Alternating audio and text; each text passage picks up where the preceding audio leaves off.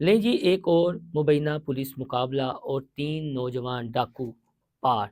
वाक़या कुछ यूँ है कि लिटिल रोड है, ये लाहौर का एरिया है, यहाँ पर एक रेस्टोरेंट में डकैती का वाक़या पेश आया था। 3 नौजवान थे, नकाब किया हुआ था, हाथ में पिस्टल पकड़े हुए थे और फैमिलीज़ उस वक़्त होटल में खाना भी खा रही थी।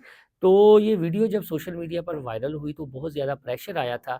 तो अब इत्तलात ये आ रही हैं कि ये करोड़ घाटी है लाहौर के एरिया में और यहाँ पर मुबैना पुलिस मुकाबला हुआ है, सीटीडी सिविल लाइन ने ये किया है और जो ये तीनों नौजवान हैं, जो डाकू थे, ये अब उस मुकाबले में पार हो गए हैं। इनका ताल्लुक साहिवाल और नारोवाल से बताया जा रहा है। वहाँ से इन्हें गिरफ्तार किया गया था, जबकि इनसे 12 लाख रुपए नकदी भी जो है वो बरामद हुई थी। तो मुख्तलिफ वारदातों में इन्होंने लोगों से छीनी थी या डाके मारे थे। और बताया ये जाता है, हैरानकुन इन्फॉर्मेशन है कि ये जो हैं ये जेल काट चुके थे और बाकायदा जब जेल काटी तो जब रिहा हुए तो इन्होंने अपना गैंग बनाया था और गैंग बनाकर ये अब वारदातें करते थे। एक का ताल्लुक साहिवाल से और फिर नारोवाल से और देखें कि जेल में ये एक गैंग बना है और गैंग बनने के बाद फिर इन्होंने वारदातें शुरू की थी और अब फिर अपने आखिरी और मंतकी अंजाम तक ये पहुँच चुके हैं। ये जो पुलिस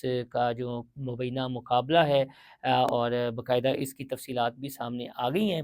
ये जो वीडियो थी वो सामने आई थी, यहाँ लिटिल रोड में रेस्टोरेंट है, वहाँ की वीडियो थी और मुतालबा ये किया जा रहा था कि इन्हें पकड़ा जाए, इनके खिलाफ़ कानूनी चाराजोई की जाए, इन्हें कैफ़े किरदार तक पहुँचाया जाए। तो वो फिर हो गया जी, ये पार हो गए हैं।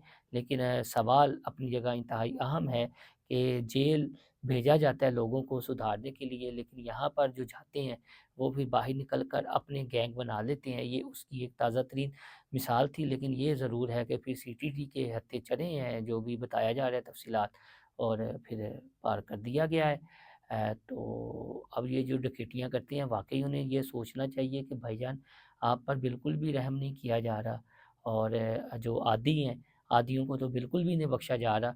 तो यार आप ठीक हो जाएँ, अपना किबला दुरुस्त कर लें, कोई मेहनत मज़दूरी कर लें।